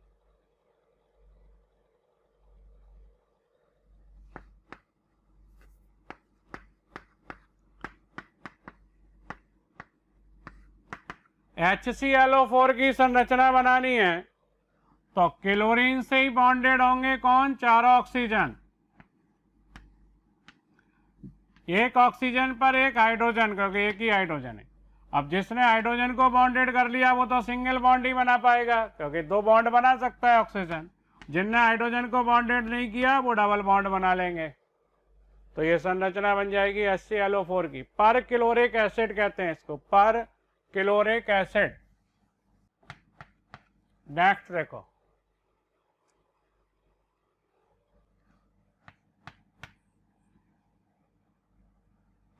H2SO4 की संरचना बनानी है। सल्फर सेंट्रल एटम, चारों ऑक्सीजन इसी से बॉन्डेड होंगे। 2 हाइड्रोजन है, 2 ऑक्सीजन पर एक एक हाइड्रोजन लगा दो। जो ऑक्सीजन हाइड्रोजन से बंद बना लेंगे वो सिंगल बॉन्ड बनाएंगे, क्योंकि ऑक्सीजन 2 ही बंद बना सकता है। अष्टक पूरा हो गया। जिन पर हाइड्रोजन नहीं है वो डबल बॉन्ड बना दो। ये संरचना बन जाएगी H2SO4 की। H3PO4 फॉस्फोरिक अम्ल, ये सल्फ्यूरिक अम्ल, फॉस्फोरिक अम्ल। सेंट्रल एटम फॉस्फोरस, मैंने कहा था फास्फोरस के ऑक्सी अम्ल में जितने फास्फोरस हो उतने डबल बॉन्ड से पहले ऑक्सीजन को बॉन्डेड कर दो। 3 ऑक्सीजन को सिंगल बॉन्ड से बॉन्डेड कर देंगे और तीनों पर एक एक हाइड्रोजन लगा देंगे। ये संरचना बनेगी H3PO4 की, फास्फोरिक अम्ल की। इसका नाम लिख लेना, फास्फोरिक अम्ल।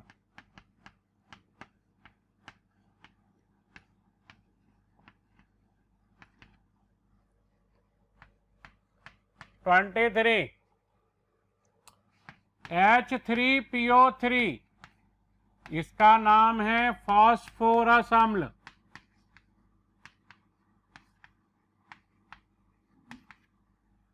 इसको बोलते हैं फास्फोरस, ये फास्फोरिक। सेंट्रल एटम फास्फोरस है, जितने फास्फोरस हैं उतने पी डबल बॉन्ड ओ बना दिए मैंने एक। अब 3 ऑक्सीजन है, एक डबल बॉन्ड से, 2 सिंगल बॉन्ड से बॉन्डेड होंगे। जो सिंगल बॉन्ड से बॉन्डेड होंगे उन पर एक एक हाइड्रोजन। जो हाइड्रोजन बच गया, एक बच गया, वो इससे बॉन्डेड होगा, फास्फोरस से। सेंट्रल एटम से बॉन्डेड हो जाएगा एक हाइड्रोजन। नेक्स्ट है H3PO2 हाइपो फास्फोरस अम्ल।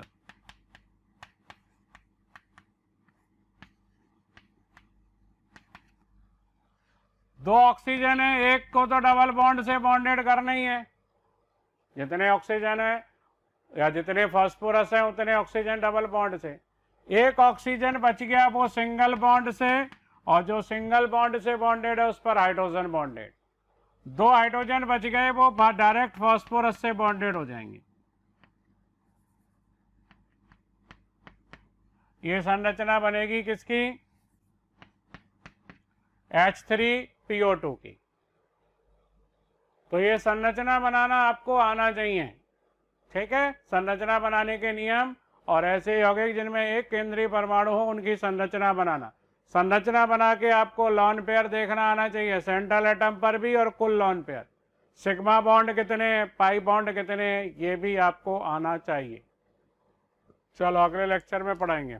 बच्चों, जो आप लेक्चर देख रहे हैं, पूरा टॉपिक पढ़ना चाहते हैं या हम जो यहाँ पर पढ़ाते हैं वो आप पढ़ना चाहते हैं, तो आप हमें 18002121 799 पर कॉल कर सकते हैं।